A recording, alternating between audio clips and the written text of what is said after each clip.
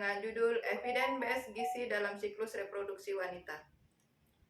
Kami kelompok 6 terdiri dari 3 orang. Yang pertama saya Nur Aini. Saya Rita Nurmiani Siringorima. Saya Indah Puspitasari. Evidence-Based Gizi. Evidence-Based Gizi adalah pendekatan dalam bidang gizi yang berdasarkan pada bukti ilmiah terbaik yang tersedia. Pendekatan ini menggabungkan penelitian yang solid, data klinis, pengalaman praktisi, serta preferensi dan nilai-nilai individu untuk mengambil keputusan terkait gizi dan kesehatan. Definisi ini menekankan pentingnya menggunakan bukti ilmiah terkini dalam mengembangkan dan menerapkan strategi gizi yang efektif. Siklus reproduksi wanita. Siklus reproduksi wanita merupakan fase penting dalam kehidupan seorang wanita. Faktor gizi memainkan peran krusial dalam menjaga kesehatan dan kesuburan perempuan selama siklus reproduksi mereka. Melalui pendekatan berbasis bukti atau evidence-based gizi, kita dapat memahami dan menerapkan pengetahuan ilmiah terkini untuk mengoptimalkan nutrisi dan kesehatan pada setiap tahap siklus reproduksi perempuan. Manfaat evidence-based gizi dalam siklus reproduksi wanita. Yang pertama, peningkatan kesehatan ibu dan bayi. Yang kedua, meningkatkan keberhasilan menyusui. Untuk pertama, siklus pubertas. Siklus pubertas terdiri dari 3 fase. Yang pertama, fase awal pubertas. Studi juga menunjukkan bahwa kekurangan nutrisi tertentu seperti zat besi, vitamin D, dan kalsium pada fase awal pubertas dapat mempengaruhi kesehatan tulang dan perkembangan massa tulang yang optimal. Yang kedua, fase pertengahan pubertas. Selama fase ini, kebutuhan energi meningkat karena adanya percepatan pertumbuhan tubuh. Asupan nutrisi yang mencukupi, termasuk protein, karbohidrat, dan lemak sehat, penting untuk memenuhi kebutuhan energi yang diperlukan untuk pertumbuhan dan perkembangan tubuh yang cepat. Yang ketiga, fase akhir pubertas. Pada fase ini, pertumbuhan tubuh berhenti dan kebutuhan energi mulai menurun.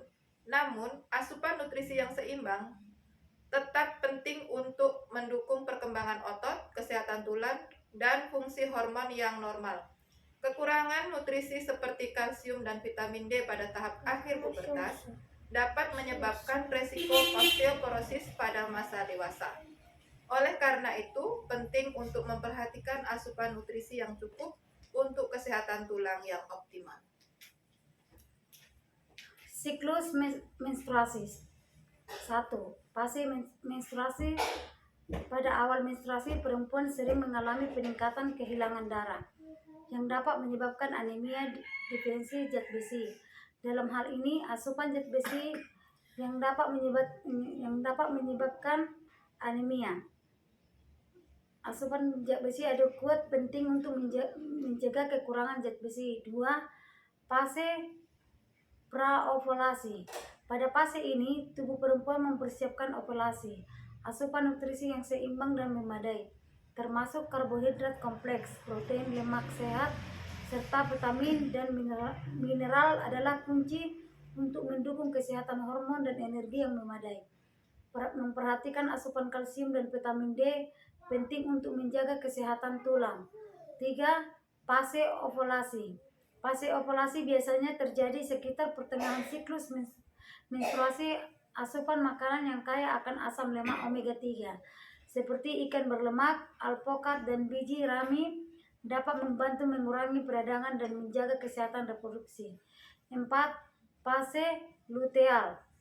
Penting untuk memperhatikan asupan nutrisi yang seimbang dan mencukupi, serta mengkonsumsi makanan dengan indeks glikemik rendah yang dapat mengurangi gejala pramenstruasi. Siklus kehamilan. Siklus kehamilan ada 4 fase. 1. Fase prakehamilan. Penelitian telah menunjukkan bahwa wanita yang mengkonsumsi diet seimbang dan kaya nutrisi sebelum kehamilan memiliki risiko yang lebih rendah terhadap kelainan perkembangan embrio dan janin. 2. Fase kehamilan awal atau trimester pertama. Asupan nutrisi yang adekuat termasuk asam folat, zat besi, kalsium, dan vitamin D sangat penting untuk awal kehamilan. Penelitian menunjukkan bahwa konsumsi omega 3 seperti asam lemak DHA selama trimester pertama kehamilan dapat mengkontribusi pada perkembangan sistem saraf dan penglihatan janin. 3. Fase kehamilan tengah atau trimester kedua. Asupan zat besi menjadi penting untuk menghindari anemia dan memenuhi kebutuhan tambahan ibu dan pertumbuhan janin. Protein dan kalsium diperlukan untuk membentuk tulang, otot, dan jaringan tubuh janin yang sedang berkembang. 4. Fase perkembangan akhir atau trimester akhir. Kebutuhan energi meningkat semester akhir kehamilan, namun asupan kalori harus disesuaikan dengan pertumbuhan janin dan kebutuhan ibu. Siklus menopause. Siklus menopause terdiri dari 4 fase. 1. Fase pramenopause. Asupan kalsium yang cukup. Penelitian menunjukkan bahwa asupan kalsium yang memadai dapat membantu menjaga kesehatan tulang pada wanita pramenopause. Kekurangan kalsium dapat meningkatkan risiko osteoporosis. Konsumsi vitamin D karena memiliki peran penting dalam penyerapan kalsium dan kesehatan tulang. 2.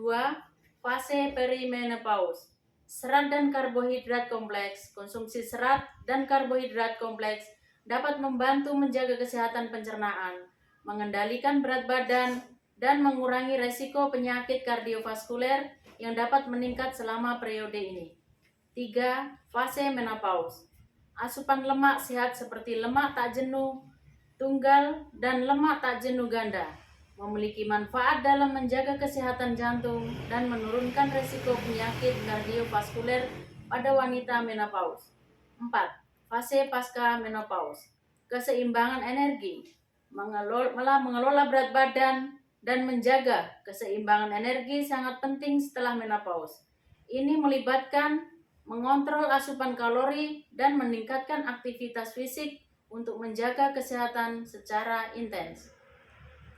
Kesimpulan, berdasarkan tinjauan terhadap evidence-based gizi dalam siklus reproduksi wanita, dapat disimpulkan bahwa pemenuhan gizi yang tepat memiliki peran yang penting dalam menjaga kesehatan reproduksi wanita. Dalam setiap tahap siklus reproduksi seperti menstruasi, kehamilan, dan menopause, kebutuhan gizi wanita berbeda dan harus diperhatikan dengan seksama. Berdasarkan bukti yang ada, asupan gizi yang seimbang termasuk mikronutrien dan makronutrien yang adekuat berperan dalam menjaga kesuburan, mengurangi resiko komplikasi kehamilan, dan menjaga kesehatan reproduksi selama periode menopause. Namun, masih diperlukan penelitian lebih lanjut dan pengembangan pedoman gizi yang spesifik untuk memastikan penerapan yang efektif dari pendekatan evidence-based gizi dalam siklus reproduksi wanita. Dengan meningkatnya akses terhadap informasi yang akurat dan peran aktif tenaga medis, diharapkan wanita dapat mencapai kesehatan reproduksi yang optimal melalui pemenuhan gizi yang tepat. Terima kasih. Demikianlah hasil diskusi dari kelompok kami. Kurang dan lebihnya kami ucapkan terima kasih. Selamat sore.